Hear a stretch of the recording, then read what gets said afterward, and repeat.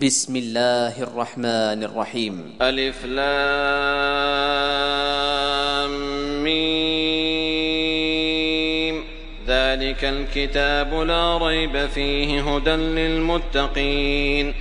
الذين يؤمنون بالغيب ويقيمون الصلاة ومما رزقناهم ينفقون والذين يؤمنون بما أنزل إليك وما أنزل من قبلك وبالآخرة هم يوقنون أولئك على هدى من ربهم وأولئك هم المفلحون إن الذين كفروا سواء عليهم أأنذرتهم أم لم تنذرهم لا يؤمنون ختم الله على قلوبهم وعلى سمعهم وعلى أبصارهم غشاوة ولهم عذاب عظيم ومن الناس من يقول آمنا بالله وباليوم الآخر وما هم بمؤمنين يخادعون الله والذين آمنوا وما يخدعون إلا أنفسهم وما يشعرون في قلوبهم مرض فزادهم الله مرضا ولهم عذاب أليم بما كانوا يكذبون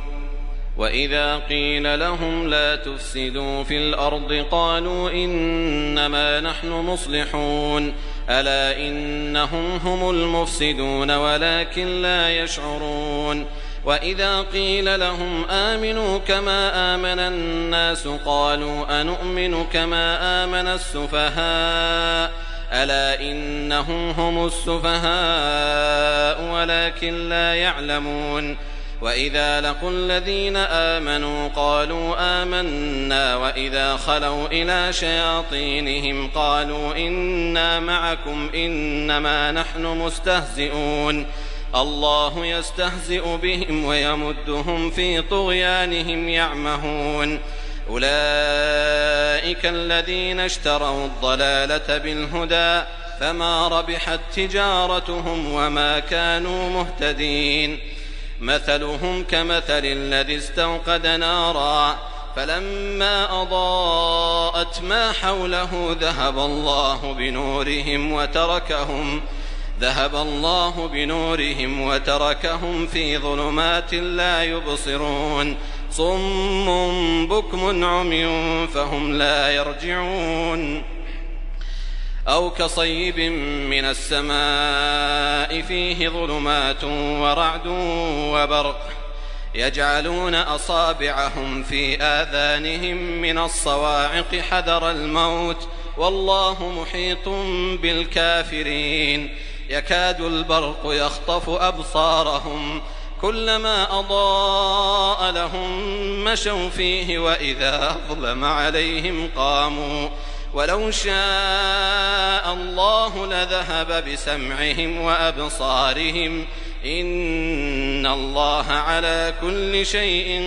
قدير يا أيها الناس اعبدوا ربكم الذي خلقكم والذين من قبلكم لعلكم تتقون الذي جعل لكم الأرض فراشا والسماء بناء وأنزل من السماء ماء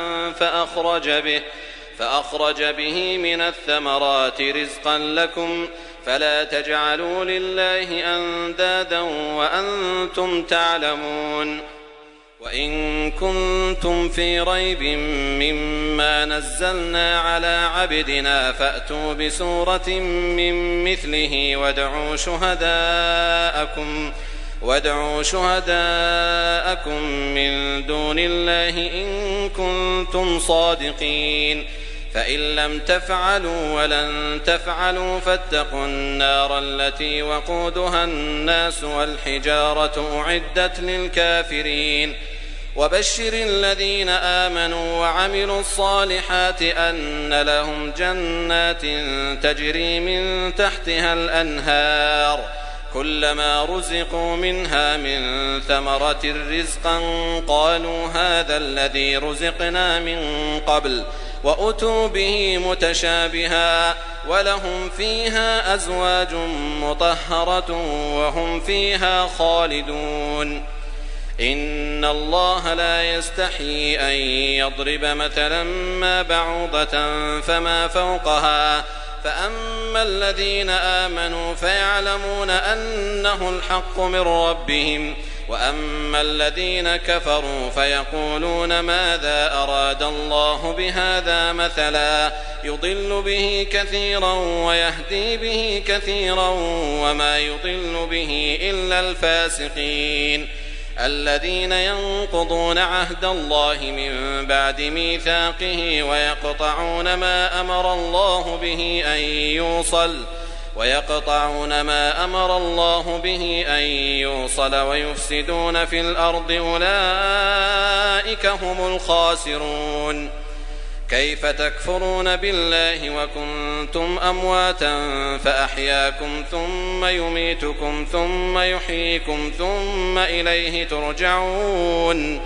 هو الذي خلق لكم ما في الأرض جميعا ثم استوى إلى السماء فسواهن 7 سماوات وهو بكل شيء عليم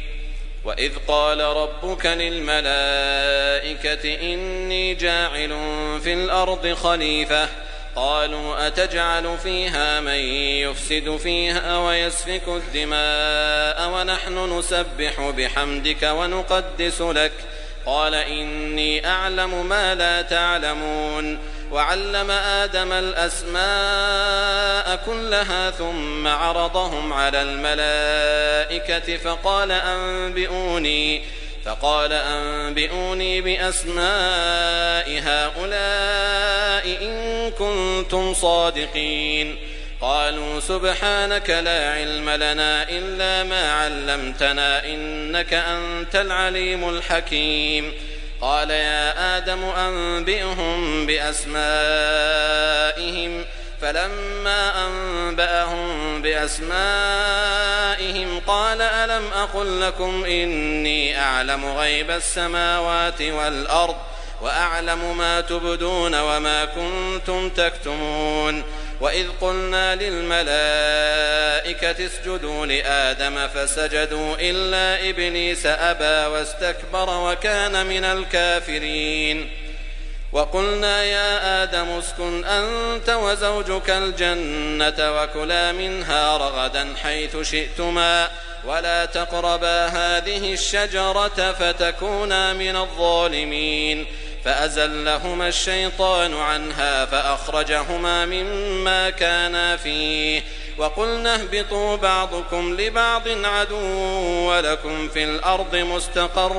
ومتاع إلى حين فتلقى آدم من ربه كلمات فتاب عليه إنه هو التواب الرحيم قلنا اهبطوا منها جميعا فإما يأتينكم مني هدى فمن تبع هداي فلا خوف عليهم ولا هم يحزنون والذين كفروا وكذبوا بآياتنا أولئك أصحاب النار هم فيها خالدون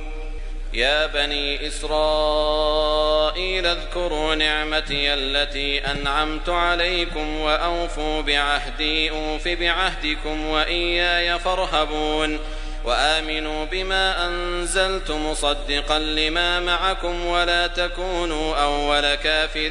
به ولا تشتروا بآياتي ثمنا قليلا وإياي فاتقون ولا تلبسوا الحق بالباطل وتكتموا الحق وأنتم تعلمون وأقيموا الصلاة وآتوا الزكاة واركعوا مع الراكعين أتأمرون الناس بالبر وتنسون أنفسكم وأنتم تتلون الكتاب أفلا تعقلون واستعينوا بالصبر والصلاة وإنها لكبيرة إلا على الخاشعين الذين يظنون أنهم ملاقو ربهم وأنهم إليه راجعون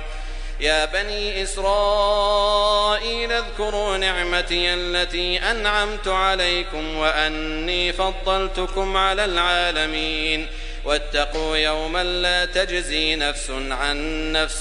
شيئا ولا يقبل منها شفاعة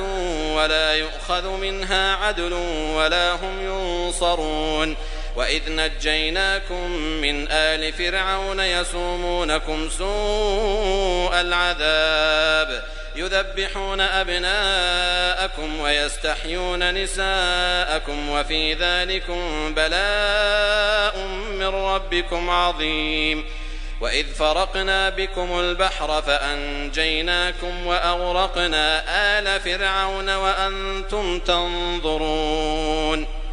وإذ واعدنا موسى 40 ليلة ثم اتخذتم العجل من بعده وأنتم ظالمون ثم عفونا عنكم من بعد ذلك لعلكم تشكرون وإذ آتينا موسى الكتاب والفرقان لعلكم تهتدون وإذ قال موسى لقومه يا قوم إنكم ظلمتم أنفسكم باتخاذكم العجل فتوبوا إلى بارئكم فاقتلوا أنفسكم ذلكم خير لكم عند بارئكم فتاب عليكم إنه هو التواب الرحيم وإذ قلتم يا موسى لن نؤمن لك حتى نرى الله جهرة فأخذتكم الصاعقة وأنتم تنظرون ثم بعثناكم من بعد موتكم لعلكم تشكرون وظللنا عليكم الغمام وأنزلنا عليكم المن والسلوى كلوا من طيبات ما رزقناكم وما ظلمونا ولكن كانوا أنفسهم يظلمون وإذ قلنا ادخلوا هذه القرية فكلوا منها حيث شئتم رغدا وادخلوا الباب سجدا وقولوا حطة نغفر لكم خطاياكم وسنزيد المحسنين فبدل الذين ظلموا قولا غير الذي قيل لهم فأنزلنا على الذين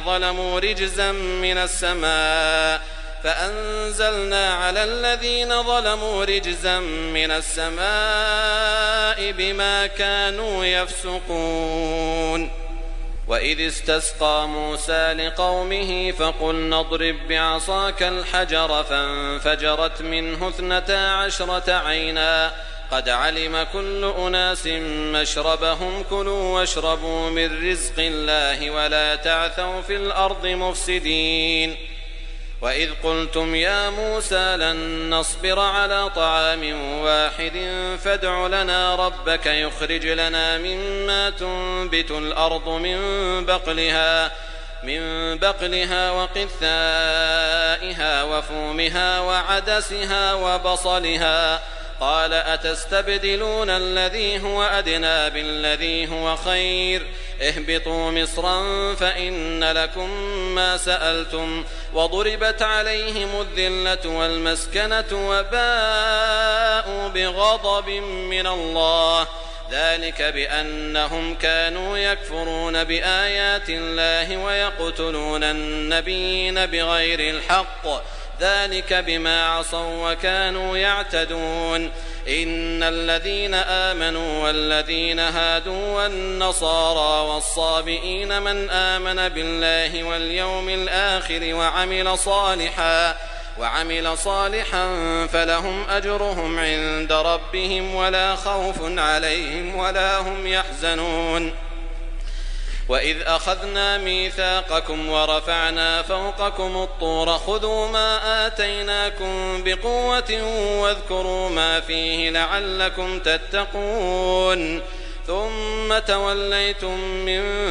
بعد ذلك فلولا فضل الله عليكم ورحمته لكنتم من الخاسرين ولقد علمتم الذين اعتدوا منكم في السبت فقلنا لهم كونوا قردة خاسئين فجعلناها نكالا لما بين يديها وما خلفها وموعظة للمتقين. وإذ قال موسى لقومه إن الله يأمركم أن تذبحوا بقرة قالوا أتتخذنا هزوا قال أعوذ بالله أن أكون من الجاهلين. قالوا ادع لنا ربك يبين لنا ما هي قال إنه يقول إنها بقرة لا فارض ولا بكر عوان بين ذلك فافعلوا ما تؤمرون. قالوا ادع لنا ربك يبين لنا ما لونها قال إنه يقول إنها بقرة صفراء فاقع لونها تسر الناظرين. قالوا ادع لنا ربك يبين لنا ما هي إن البقرة شابه علينا وإنا إن شاء الله لمهتدون. قال إنه يقول إنها بقرة لا ذلول تثير الأرض ولا تسقي الحرث مسلمة لا شية فيها. قالوا الآن جئت بالحق فذبحوها وما كادوا يفعلون. وإذ قتلتم نفسا فادارأتم فيها والله مخرج ما كنتم تكتمون. فقلنا اضربوه ببعضها كذلك يحيي الله الموتى ويريكم آياته لعلكم تعقلون. ثم قست قلوبكم من بعد ذلك فهي كالحجارة أو أشد قسوة وإن من الحجارة لما يتفجر منه الأنهار وإن منها لما يشقق فيخرج منه الماء وإن منها لما يهبط من خشية الله وما الله بغافل عما تعملون. أفتطمعون أن يؤمنوا لكم وقد كان فريق منهم يسمعون كلام الله ثم يحرفونه من بعد ما عقلوه وهم يعلمون. وإذا لقوا الذين آمنوا قالوا آمنا وإذا خلا بعضهم إلى بعض قالوا أتحدثونهم بما فتح الله عليكم ليحاجوكم به عند ربكم أفلا تعقلون. أولا يعلمون أن الله يعلم ما يسرون وما يعلنون. ومنهم أميون لا يعلمون الكتاب إلا أماني وإن هم إلا يظنون. فويل للذين يكتبون الكتاب بأيديهم ثم يقولون هذا من عند الله ليشتروا به ثمنا قليلا فويل لهم مما كتبت أيديهم وويل لهم مما يكسبون. وقالوا لن تمسنا النار إلا أياما معدودة قل أتخذتم عند الله عهدا فلن يخلف الله عهده أم تقولون على الله ما لا تعلمون. بلى من كسب سيئة وأحاطت به خطيئته فأولئك أصحاب النار هم فيها خالدون. والذين آمنوا وعملوا الصالحات أولئك أصحاب الجنة هم فيها خالدون. وإذ أخذنا ميثاق بني إسرائيل لا تعبدون إلا الله وبالوالدين إحسانا وذي القربى واليتامى والمساكين وقولوا للناس حسنا وأقيموا الصلاة وآتوا الزكاة ثم توليتم إلا قليلا منكم وأنتم معرضون. وإذ أخذنا ميثاقكم لا تسفكون دماءكم ولا تخرجون أنفسكم من دياركم ثم أقررتم وأنتم تشهدون. ثم أنتم هؤلاء تقتلون أنفسكم وتخرجون فريقا منكم من ديارهم تظاهرون عليهم بالإثم والعدوان وإن يأتوكم أسارى تفادوهم وهو محرم عليكم إخراجهم أفتؤمنون ببعض الكتاب وتكفرون ببعض فما جزاء من يفعل ذلك منكم إلا خزي في الحياة الدنيا ويوم القيامة يردون إلى أشد العذاب وما الله بغافل عما تعملون أولئك الذين اشتروا الحياة الدنيا بالآخرة فلا يخفف عنهم العذاب ولا هم ينصرون. ولقد آتينا موسى الكتاب وقفينا من بعده بالرسل وآتينا عيسى ابن مريم البينات وأيدناه بروح القدس أفكلما جاءكم رسول بما لا تهوى أنفسكم استكبرتم ففريقا كذبتم وفريقا تقتلون وقالوا قلوبنا غلف بل لعنهم الله بكفرهم فقليلا ما يؤمنون. ولما جاءهم كتاب من عند الله مصدق لما معهم وكانوا من قبل يستفتحون على الذين كفروا فلما جاءهم ما عرفوا كفروا به فلعنة الله على الكافرين. بئس ما اشتروا به أنفسهم أن يكفروا بما أنزل الله بغيا أن ينزل الله من فضله على من يشاء من عباده فباءوا بغضب على غضب وللكافرين عذاب مهين. وإذا قيل لهم آمنوا بما أنزل الله قالوا نؤمن بما أنزل علينا ويكفرون بما وراءه وهو الحق مصدقا لما معهم قل فلم تقتلون أنبياء الله من قبل إن كنتم مؤمنين. ولقد جاءكم موسى بالبينات ثم اتخذتم العجل من بعده وأنتم ظالمون. وإذ أخذنا ميثاقكم ورفعنا فوقكم الطور خذوا ما آتيناكم بقوة واسمعوا قالوا سمعنا وعصينا وأشربوا في قلوبهم العجل بكفرهم قل بئس ما يأمركم به إيمانكم إن كنتم مؤمنين. قل إن كانت لكم الدار الآخرة عند الله خالصة من دون الناس فتمنوا الموت إن كنتم صادقين ولن يتمنوه أبدا بما قدمت أيديهم والله عليم بالظالمين. ولتجدنهم أحرص الناس على حياة ومن الذين أشركوا يود أحدهم لو يعمر 1000 سنة وما هو بمزحزحه من العذاب أن يعمر والله بصير بما يعملون. قل من كان عدوا لجبريل فإنه نزله على قلبك بإذن الله مصدقا لما بين يديه وهدى وبشرى للمؤمنين. من كان عدوا لله وملائكته ورسله وجبريل وميكال فإن الله عدو للكافرين. ولقد أنزلنا إليك آيات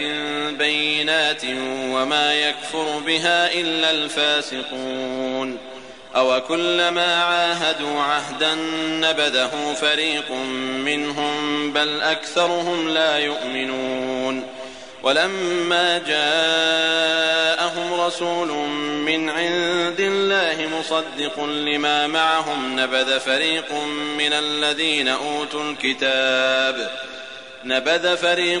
من الذين أوتوا الكتاب كتاب الله وراء ظهورهم كأنهم لا يعلمون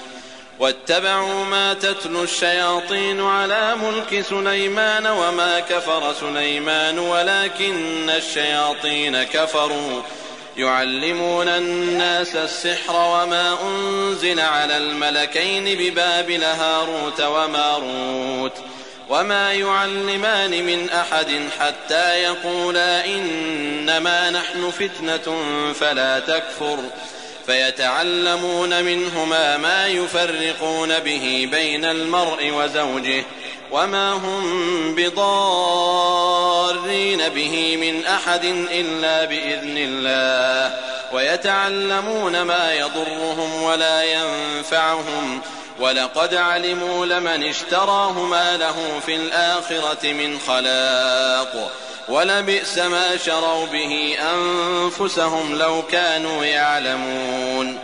ولو أنهم آمنوا واتقوا لمثوبة من عند الله خير لو كانوا يعلمون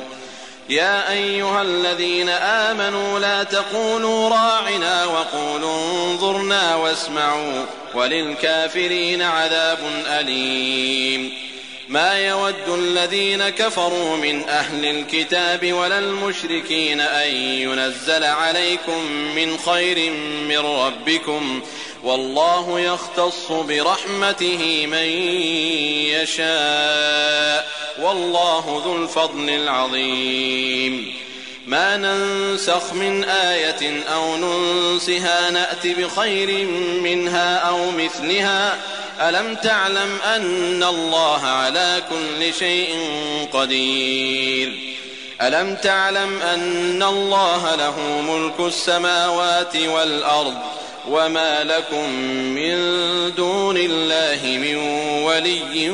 ولا نصير أم تريدون أن تسألوا رسولكم كما سئل موسى من قبل ومن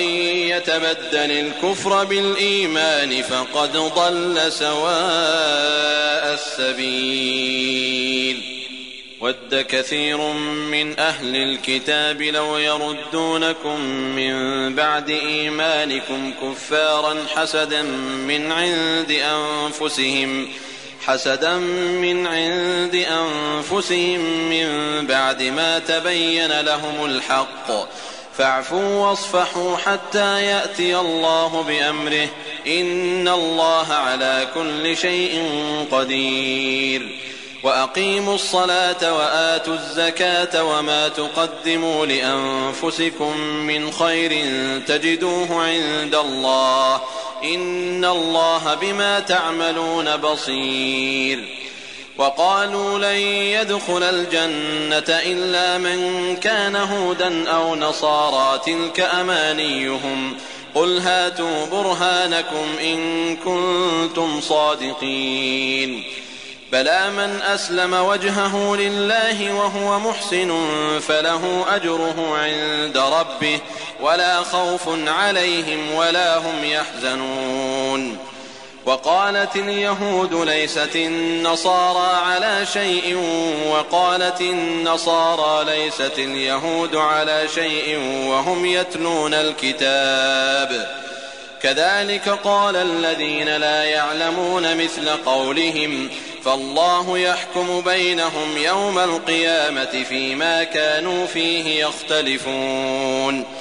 ومن أظلم ممن منع مساجد الله أن يذكر فيها اسمه وسعى في خرابها أولئك ما كان لهم أن يدخلوها إلا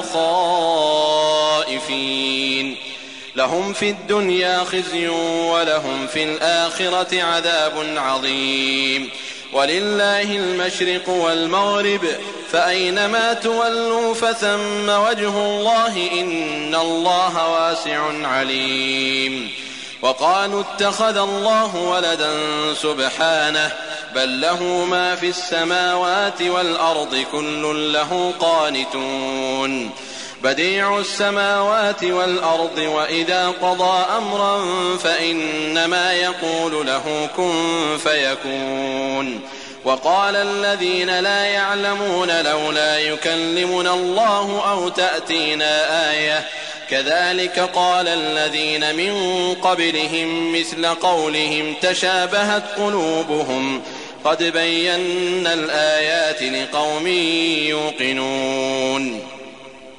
إنا أرسلناك بالحق بشيرا ونذيرا ولا تسأل عن أصحاب الجحيم ولن ترضى عنك اليهود ولا النصارى حتى تتبع ملتهم قل إن هدى الله هو الهدى ولئن اتبعت أهواءهم بعد الذي جاءك من العلم ما لك من الله من ولي ولا نصير الذين آتيناهم الكتاب يتلونه حق تلاوته أولئك يؤمنون به ومن يكفر به فأولئك هم الخاسرون يا بني إسرائيل اذكروا نعمتي التي أنعمت عليكم وأني فضلتكم على العالمين واتقوا يوما لا تجزي نفس عن نفس شيئا ولا يقبل منها عدل ولا تنفعها شفاعة ولا هم ينصرون وإذ ابتلى إبراهيم ربه بكلمات فأتمهن قال إني جاعلك للناس إماما قال ومن ذريتي قال لا ينال عهد الظالمين وإذ جعلنا البيت مثابة للناس وأمنا واتخذوا من مقام إبراهيم مصلى وعهدنا إلى إبراهيم وإسماعيل أن طهرا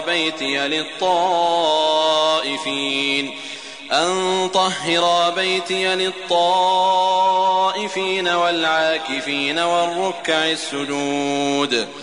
وإذ قال إبراهيم رب اجعل هذا بلدا آمنا وارزق أهله من الثمرات من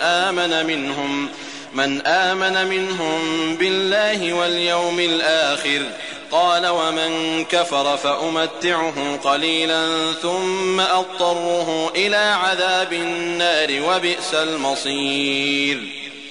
وإذ يرفع إبراهيم القواعد من البيت وإسماعيل ربنا تقبل منا إنك أنت السميع العليم ربنا واجعلنا مسلمين لك ومن ذريتنا أمة مسلمة لك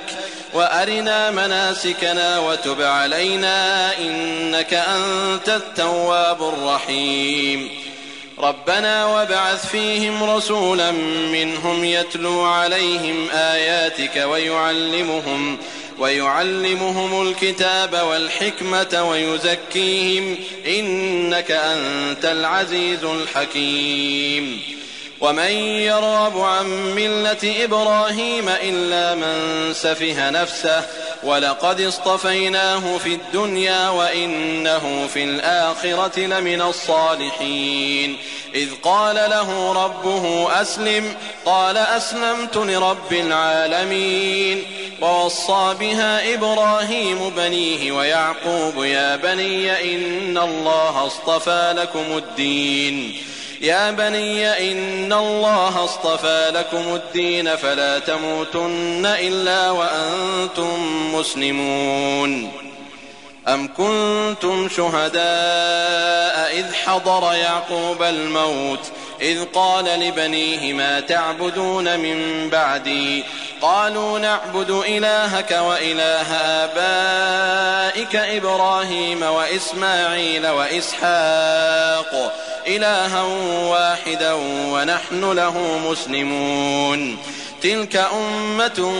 قد خلت لها ما كسبت ولكم ما كسبتم ولا تسألون عما كانوا يعملون.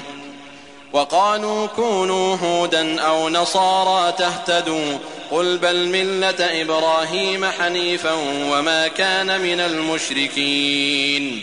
قولوا آمنا بالله وما أنزل إلينا وما أنزل إلى إبراهيم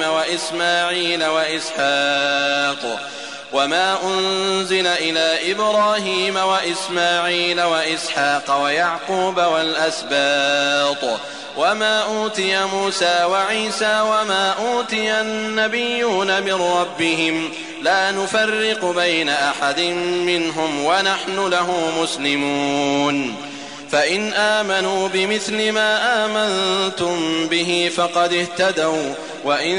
تولوا فإنما هم في شقاق فسيكفيكهم الله وهو السميع العليم. صبغة الله ومن أحسن من الله صبغة ونحن له عابدون. قل أتحاجوننا في الله وهو ربنا وربكم ولنا أعمالنا ولكم أعمالكم ونحن له مخلصون. أم تقولون إن إبراهيم وإسماعيل وإسحاق ويعقوب والأسباط كانوا هودا أو نصارى قل أأنتم أعلم أم الله ومن أظلم ممن كتم شهادة عنده من الله وما الله بغافل عما تعملون. تلك أمة قد خلت لها ما كسبت ولكم ما كسبتم ولا تسألون عما كانوا يعملون. سيقول السفهاء من الناس ما ولاهم عن قبلتهم التي كانوا عليها قل لله المشرق والمغرب يهدي من يشاء إلى صراط مستقيم. وكذلك جعلناكم أمة وسطا لتكونوا شهداء على الناس ويكون الرسول عليكم شهيدا. وما جعلنا القبلة التي كنت عليها إلا لنعلم من يتبع الرسول ممن ينقلب على عقبيه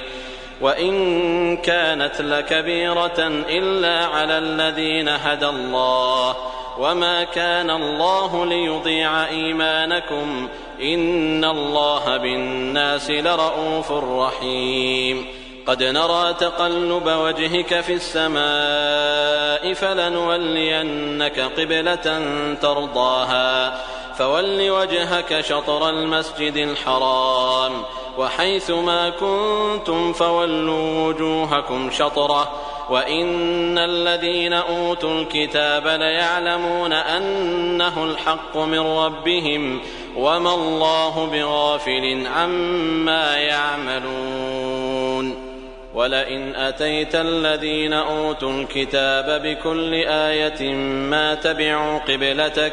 وما أنت بتابع قبلتهم وما بعضهم بتابع قبلة بعض ولئن اتبعت أهواءهم من بعد ما جاءك من العلم إنك إذا لمن الظالمين.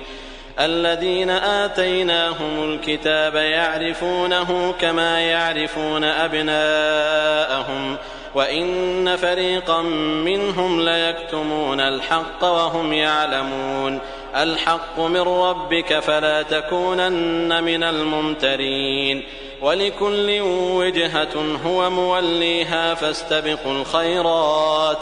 أينما تكونوا يأت بكم الله جميعا إن الله على كل شيء قدير. ومن حيث خرجت فول وجهك شطر المسجد الحرام وإنه للحق من ربك وما الله بغافل عما تعملون. ومن حيث خرجت فول وجهك شطر المسجد الحرام وحيث ما كنتم فولوا وجوهكم شطره لئلا يكون للناس عليكم حجة إلا الذين ظلموا منهم فلا تخشوهم واخشوني ولأتم نعمتي عليكم ولعلكم تهتدون كما أرسلنا فيكم رسولا منكم يتلو عليكم آياتنا ويزكيكم ويعلمكم الكتاب والحكمة ويعلمكم ما لم تكونوا تعلمون فاذكروني أذكركم واشكروا لي ولا تكفرون يا أيها الذين آمنوا استعينوا بالصبر والصلاة إن الله مع الصابرين ولا تقولوا لمن يقتل في سبيل الله أموات بل أحياء ولكن لا تشعرون ولنبلونكم بشيء من الخوف والجوع ونقص من الأموال والأنفس والثمرات وبشر الصابرين الذين إذا أصابتهم مصيبة قالوا إنا لله وإنا إليه راجعون أولئك عليهم صلوات من ربهم ورحمة وأولئك هم المهتدون إن الصفا والمروة من شعائر الله فمن حج البيت أو اعتمر فلا جناح عليه أن يطوف بهما ومن تطوع خيرا فإن الله شاكر عليم إن الذين يكتمون ما أنزلنا من البينات والهدى من بعد ما بيناه للناس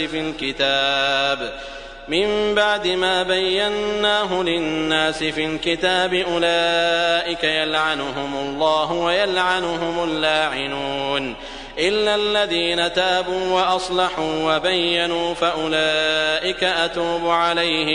فأولئك أتوب عليهم وأنا التواب الرحيم إن الذين كفروا وماتوا وهم كفار أولئك عليهم لعنة الله والملائكة والناس أجمعين خالدين فيها لا يخفف عنهم العذاب ولا هم ينظرون وإلهكم إله واحد لا إله إلا هو الرحمن الرحيم إن في خلق السماوات والأرض واختلاف الليل والنهار والفلك التي تجري في البحر بما ينفع الناس وما أنزل الله من السماء من ماء فأحيا به الأرض بعد موتها وبث فيها من كل دابة وتصريف الرياح والسحاب المسخر بين السماء والأرض لآيات لقوم يعقلون ومن الناس من يتخذ من دون الله أندادا يحبونهم كحب الله والذين آمنوا أشد حبا لله ولو يرى الذين ظلموا إذ يرون العذاب أن القوة لله جميعا وأن الله شديد العذاب إذ تبرأ الذين اتبعوا من الذين اتبعوا ورأوا العذاب وتقطعت بهم الأسباب وقال الذين اتبعوا لو أن لنا كرة فنتبرأ منهم كما تبرأوا منا كذلك يريهم الله أعمالهم حسرات عليهم وما هم بخارجين من النار يا أيها الناس كلوا مما في الأرض حلالا طيبا ولا تتبعوا خطوات الشيطان إنه لكم عدو مبين إنما يأمركم بالسوء والفحشاء وأن تقولوا على الله ما لا تعلمون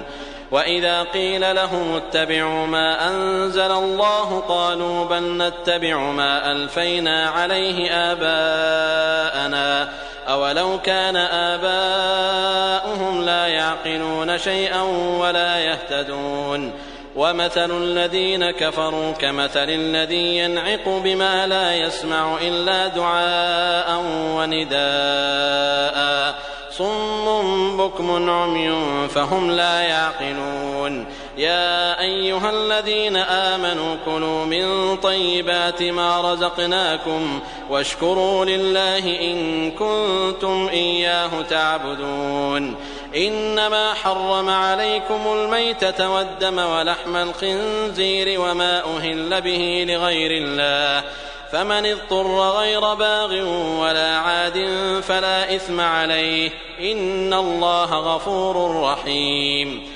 إن الذين يكتمون ما أنزل الله من الكتاب ويشترون به ثمنا قليلا أولئك ما يأكلون في بطونهم إلا النار ولا يكلمهم الله يوم القيامة ولا يزكيهم ولهم عذاب أليم أولئك الذين اشتروا الضلالة بالهدى والعذاب بالمغفرة فما أصبرهم على النار ذلك بأن الله نزل الكتاب بالحق وإن الذين اختلفوا في الكتاب لفي شقاق بعيد ليس البر أن تولوا وجوهكم قبل المشرق والمغرب ولكن البر من آمن بالله واليوم الآخر والملائكة والكتاب والنبيين وآتى المال على حبه ذوي القربى واليتامى والمساكين وابن السبيل والسائلين وفي الرقاب وأقام الصلاة وآتى الزكاة والموفون بعهدهم إذا عاهدوا والصابرين في البأساء والضراء وحين البأس أولئك الذين صدقوا وأولئك هم المتقون يا أيها الذين آمنوا كتب عليكم القصاص في القتلى الحر بالحر والعبد بالعبد والأنثى بالأنثى فمن عفي له من أخيه شيء فاتباع بالمعروف وأداء إليه بإحسان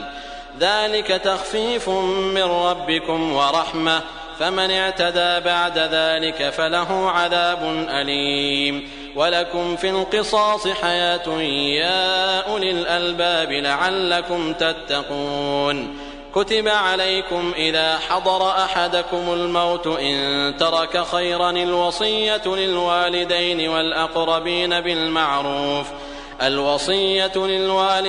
والأقربين بالمعروف حقا على المتقين فمن بدله بعدما سمعه فإنما إثمه على الذين يبدلونه إن الله سميع عليم فمن خاف من موص جنفا أو إثما فأصلح بينهم فلا إثم عليه إن الله غفور رحيم يا أيها الذين آمنوا كتب عليكم الصيام كما كتب على الذين من قبلكم لعلكم تتقون أياما معدودات فمن كان منكم مريضا أو على سفر فعدة من أيام أخر وعلى الذين يطيقونه فدية طعام مسكين فمن تطوع خيرا فهو خير له وأن تصوموا خير لكم إن كنتم تعلمون شهر رمضان الذي أنزل فيه القرآن هدى للناس وبينات من الهدى والفرقان فمن شهد منكم الشهر فليصم ومن كان مريضا أو على سفر فعدة من أيام أخر يريد الله بكم اليسر ولا يريد بكم العسر ولتكملوا العدة ولتكبروا الله على ما هداكم ولعلكم تشكرون وإذا سألك عبادي عني فإني قريب أجيب دعوة الداع إذا دعان فليستجيبوا لي وليؤمنوا بي لعلهم يرشدون أحل لكم ليلة الصيام الرفث إلى نسائكم هن لباس لكم وأنتم لباس لهن علم الله أنكم كنتم تختانون أنفسكم فتاب عليكم وعفى عنكم فالآن باشروهن وابتغوا ما كتب الله لكم وكلوا واشربوا حتى يتبين لكم الخيط الأبيض من الخيط الأسود من الفجر ثم أتموا الصيام إلى الليل ولا تباشروهن وأنتم عاكفون في المساجد تلك حدود الله فلا تقربوها كذلك يبين الله آياته للناس لعلهم يتقون ولا تأكلوا أموالكم بينكم بالباطل وتدلوا بها إلى الحكام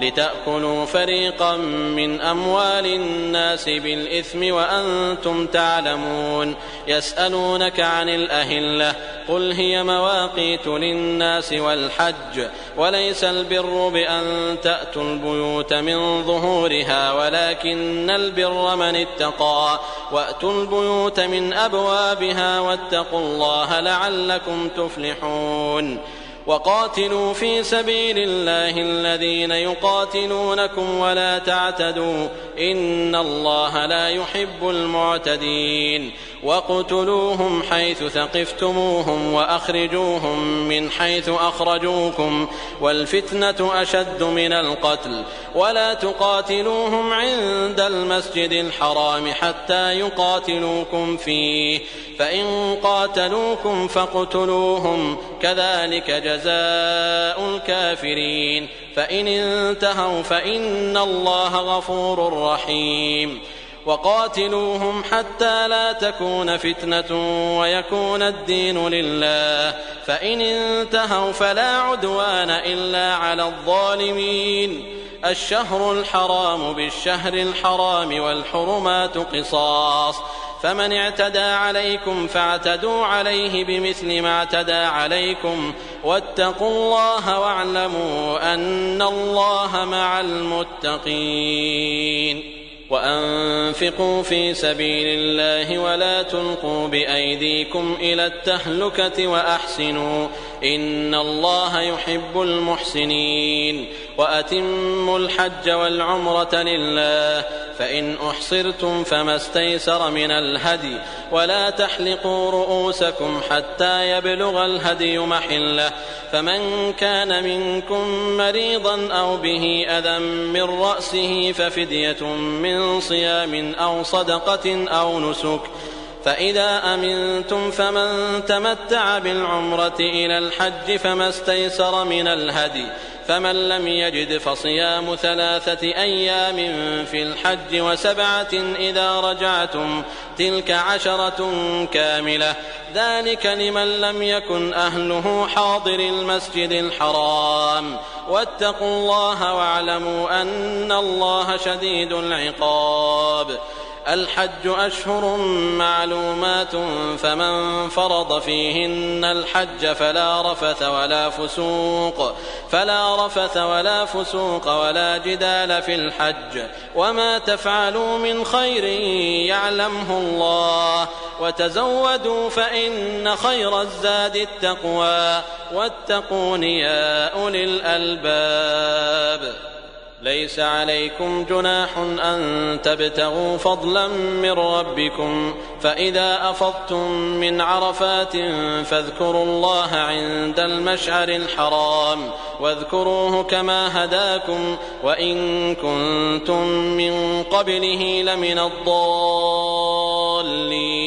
ثم أفيضوا من حيث أفاض الناس واستغفروا الله إن الله غفور رحيم فإذا قضيتم مناسككم فاذكروا الله كذكركم آباءكم أو أشد ذكرا فمن الناس من يقول ربنا آتنا في الدنيا وما له في الآخرة من خلاق ومنهم من يقول ربنا آتنا في الدنيا حسنة وفي الآخرة حسنة وقنا عذاب النار أولئك لهم نصيب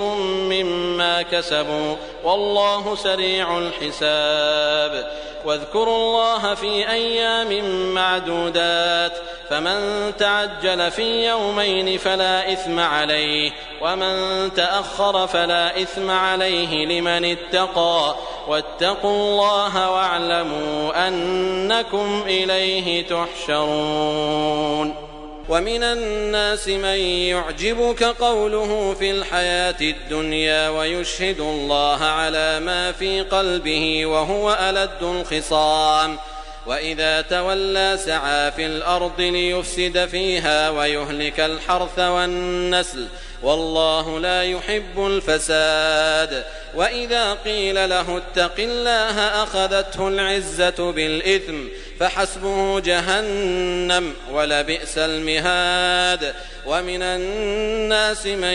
يشري نفسه ابتغاء مرضات الله والله رؤوف بالعباد يا أيها الذين آمنوا ادخلوا في السلم كافة ولا تتبعوا خطوات الشيطان إنه لكم عدو مبين فإن زللتم من بعد ما جاءتكم البينات فاعلموا أن الله عزيز حكيم هل ينظرون إلا أن يأتيهم الله في ظلل من الغمام والملائكة وقضي الأمر وإلى الله ترجع الأمور سل بني إسرائيل كم آتيناهم من آية بينة ومن يبدل نعمة الله من بعد ما جاءته فإن الله شديد العقاب زين للذين كفروا الحياة الدنيا ويسخرون من الذين آمنوا والذين اتقوا فوقهم يوم القيامة والله يرزق من يشاء بغير حساب كان الناس أمة واحدة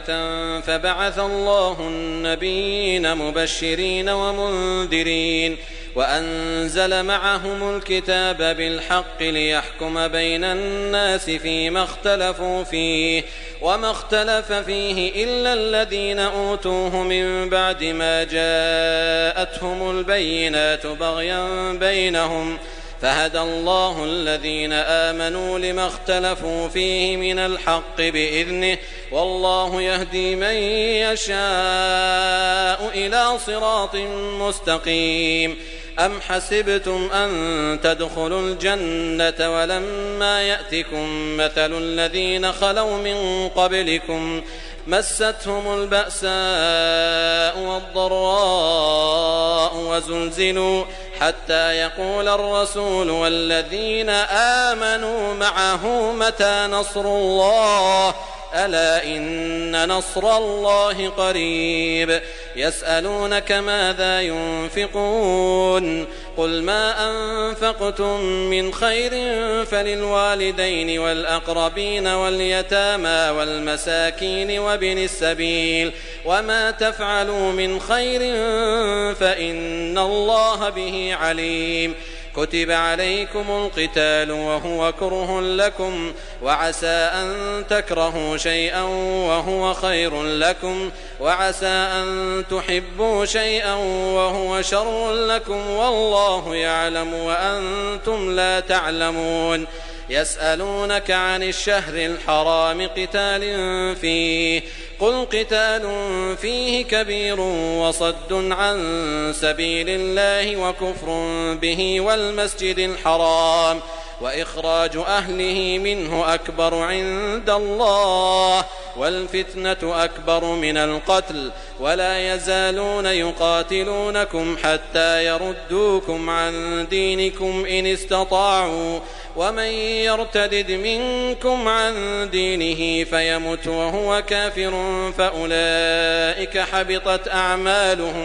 فأولئك حبطت أعمالهم في الدنيا والآخرة وأولئك أصحاب النار هم فيها خالدون. إن الذين آمنوا والذين هاجروا وجاهدوا في سبيل الله أولئك يرجون رحمة الله والله غفور رحيم. يسألونك عن الخمر والميسر قل فيهما إثم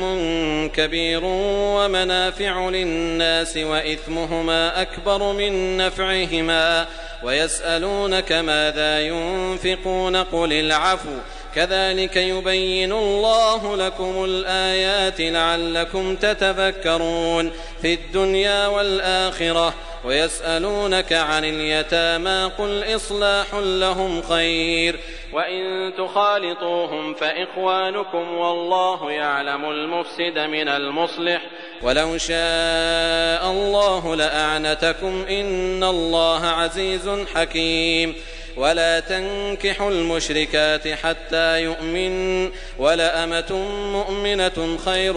من مشركة ولو أعجبتكم ولا تنكحوا المشركين حتى يؤمنوا ولعبد مؤمن خير من مشرك ولو أعجبكم أولئك يدعون إلى النار والله يدعو إلى الجنة والمغفرة بإذنه ويبين آياته للناس لعلهم يتذكرون. ويسألونك عن المحيض قل هو أذى فاعتزلوا النساء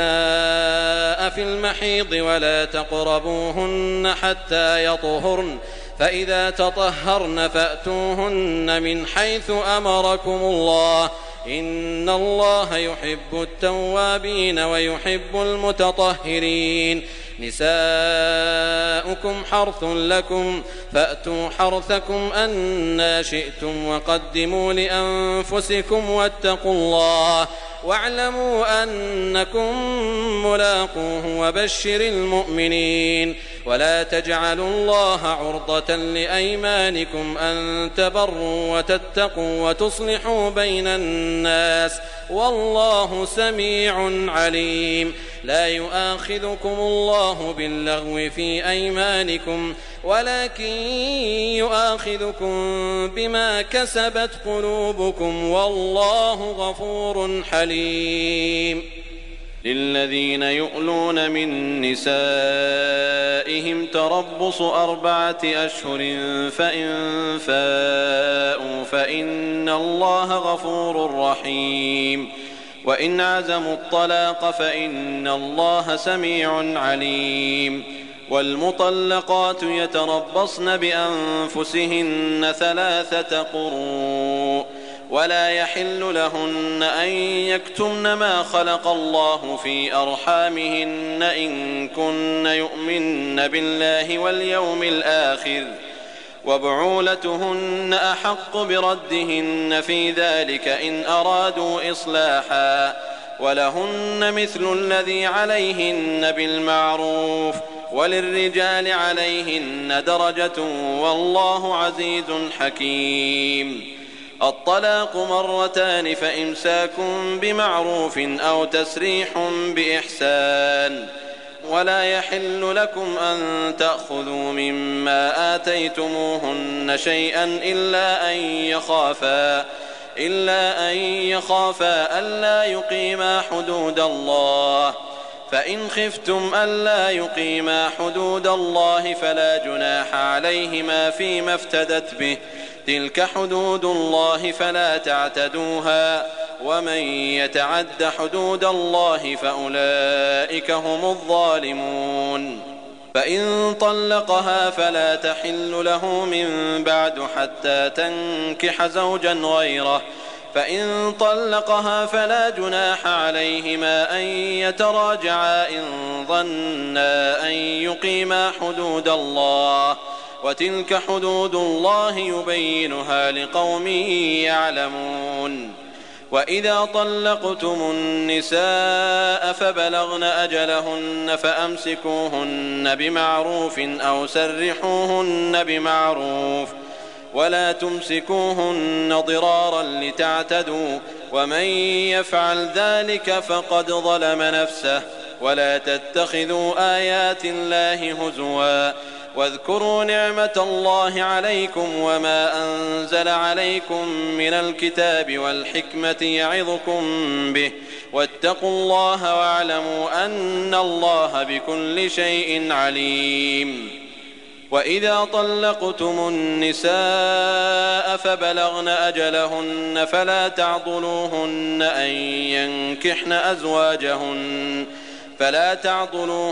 أن ينكحن أزواجهن إذا تراضوا بينهم بالمعروف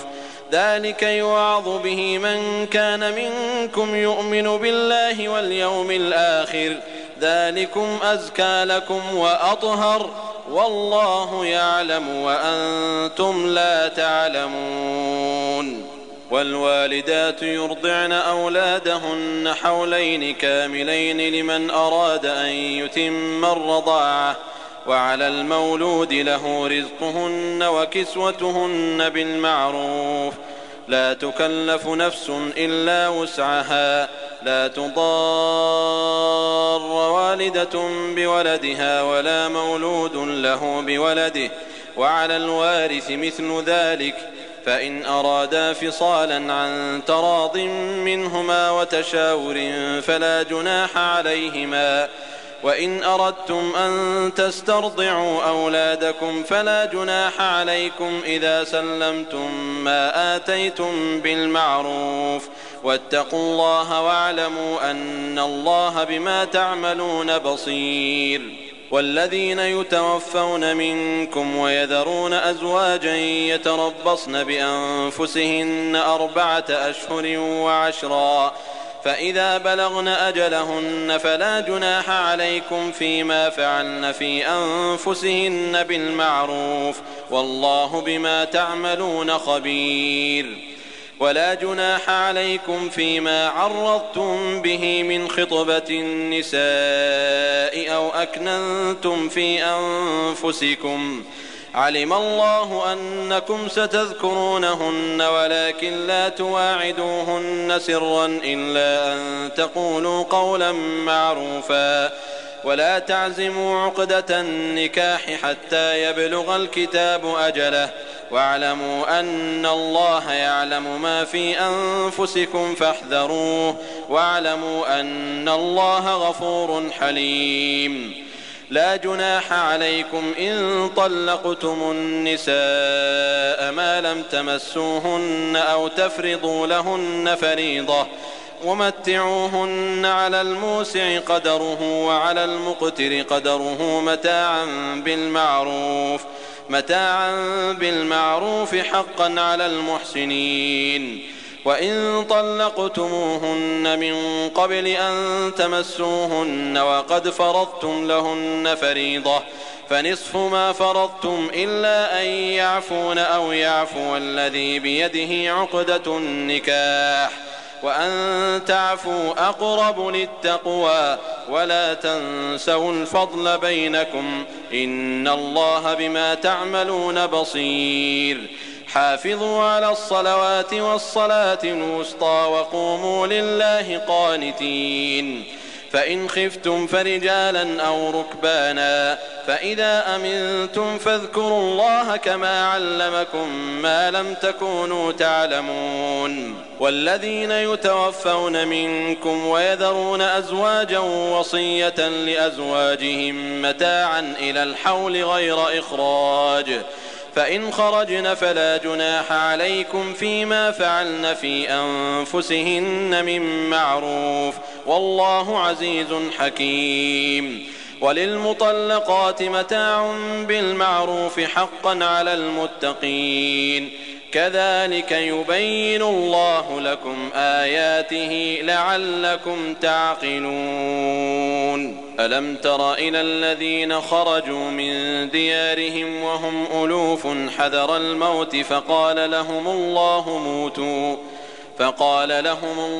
موتوا ثم أحياهم إن الله لذو فضل على الناس ولكن أكثر الناس لا يشكرون.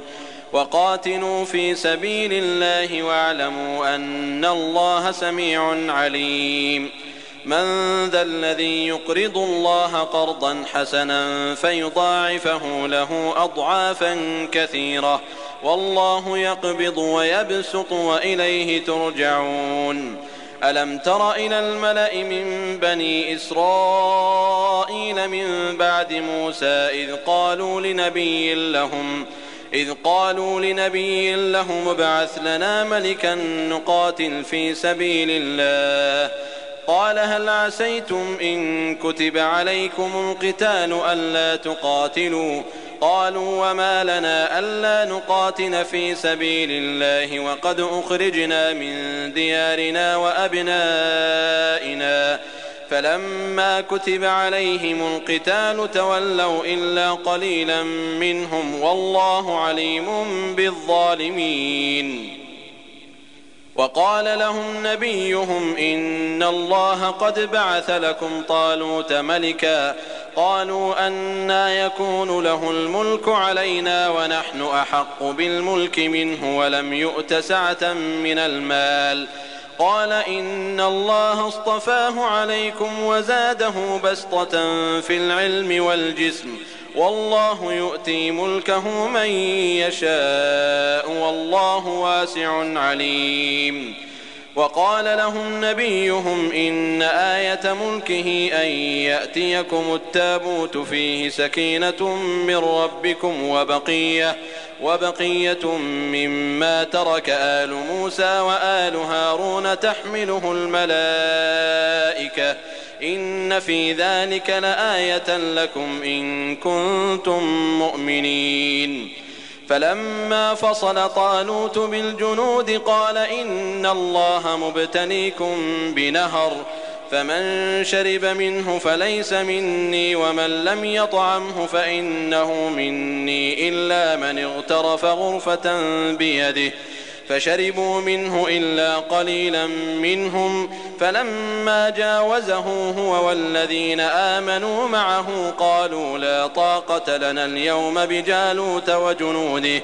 قال الذين يظنون أنهم ملاقوا الله كم من فئة قليلة غلبت فئة كثيرة بإذن الله والله مع الصابرين. ولما برزوا لجالوت وجنوده قالوا ربنا أفرغ علينا صبرا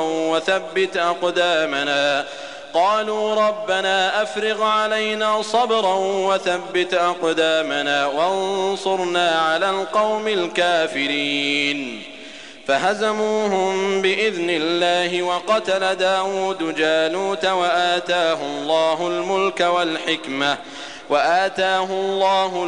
والحكمة وعلمه مما يشاء ولولا دفع الله الناس بعضهم ببعض لفسدت الأرض ولكن الله ذو فضل على العالمين. تلك آيات الله نتلوها عليك بالحق وإنك لمن المرسلين.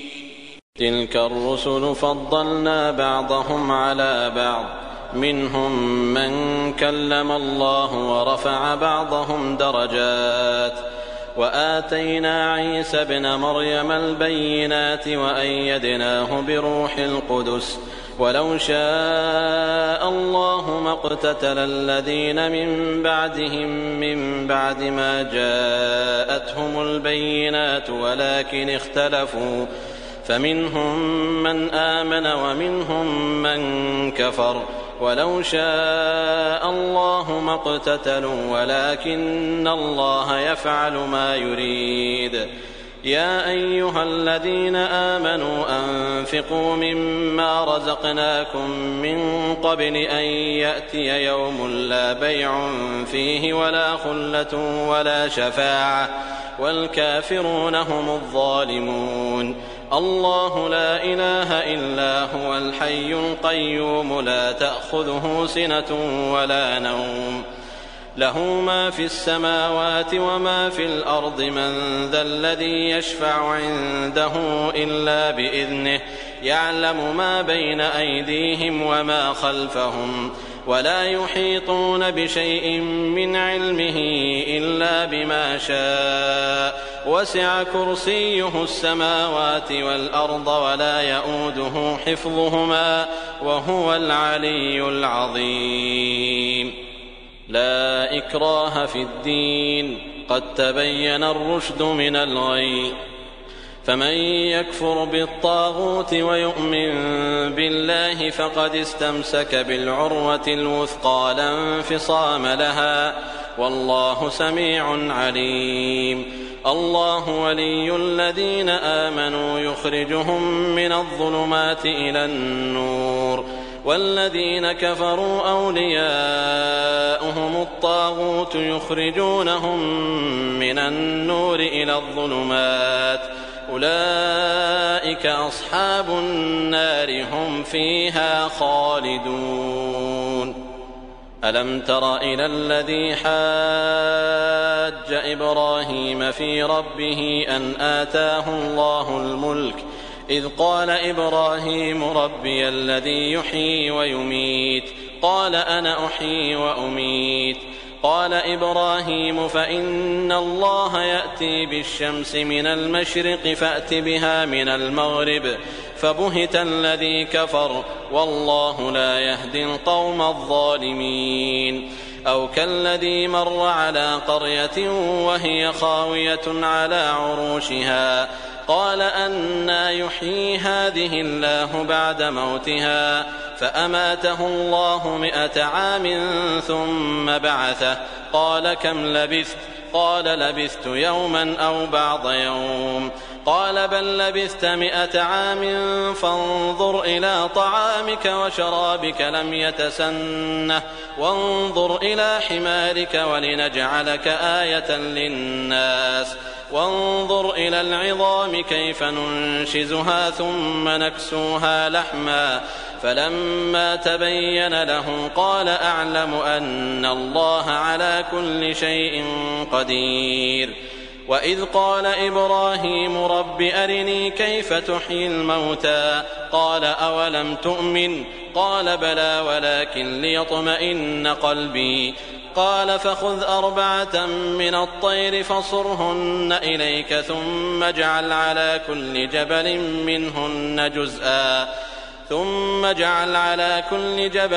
منهن جزءا ثم ادعهن يأتينك سعيا واعلم أن الله عزيز حكيم. مثل الذين ينفقون أموالهم في سبيل الله كمثل حبة أنبتت 7 سنابل في كل سنبلة 100 حبة والله يضاعف لمن يشاء والله واسع عليم. الذين ينفقون أموالهم في سبيل الله ثم لا يتبعون ما أنفقوا منا ولا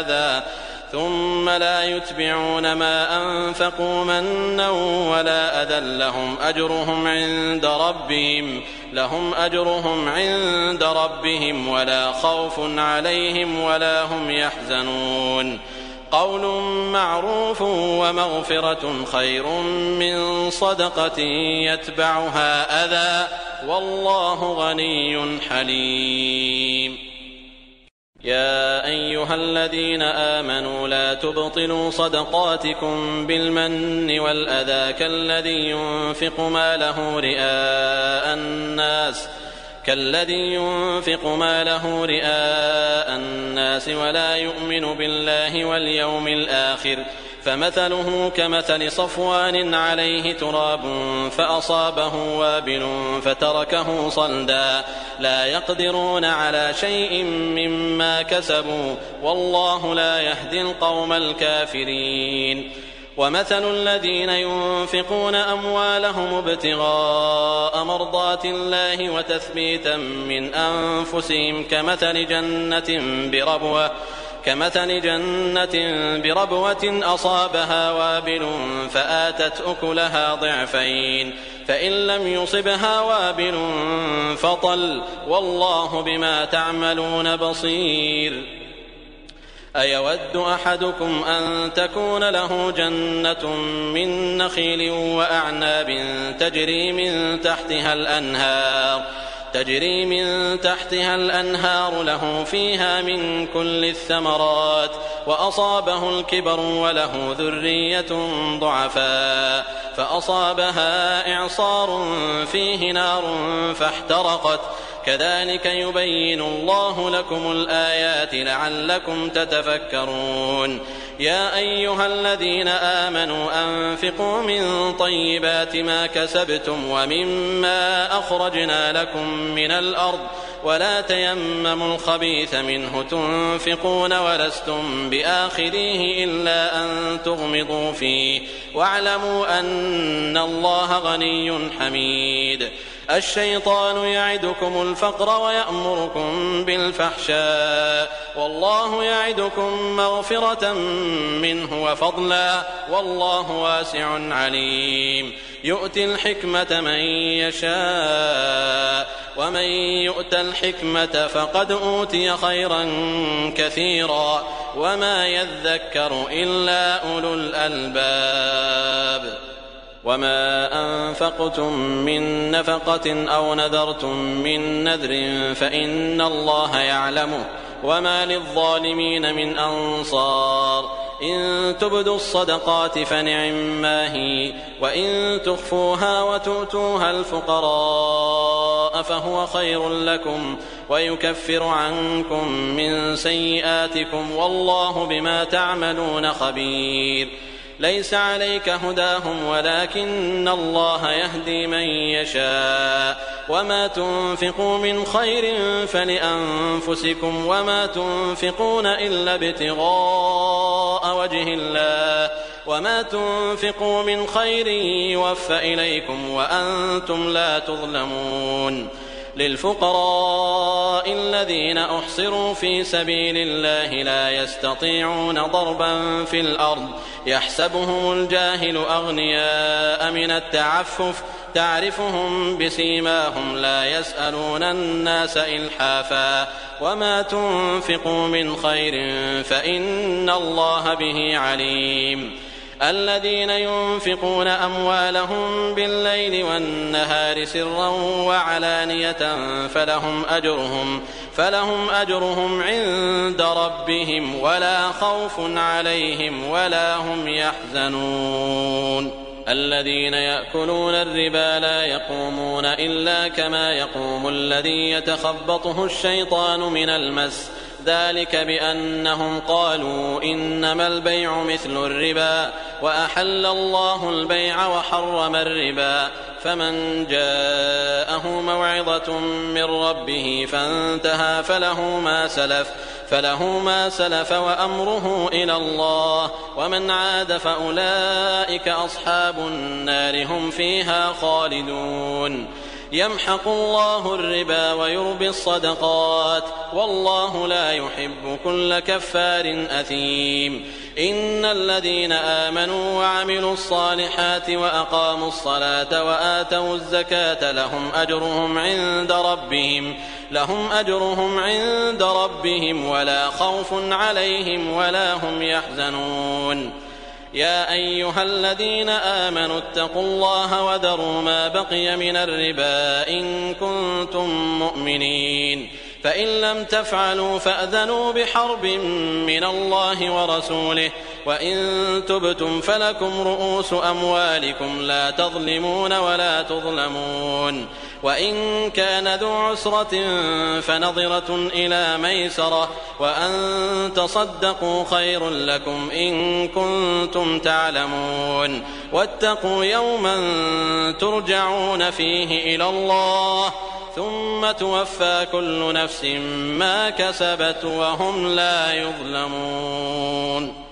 يا أيها الذين آمنوا إذا تداينتم بدين إلى أجل مسمى فاكتبوه وليكتب بينكم كاتب بالعدل ولا يأب كاتب أن يكتب كما علمه الله فليكتب وليملل الذي عليه الحق وليتق الله ربه ولا يبخس منه شيئا فإن كان الذي عليه الحق سفيها أو ضعيفا أو لا يستطيع أن يمل هو فليملل وليه بالعدل واستشهدوا شهيدين من رجالكم فإن لم يكونا رجلين فرجل وامرأتان ممن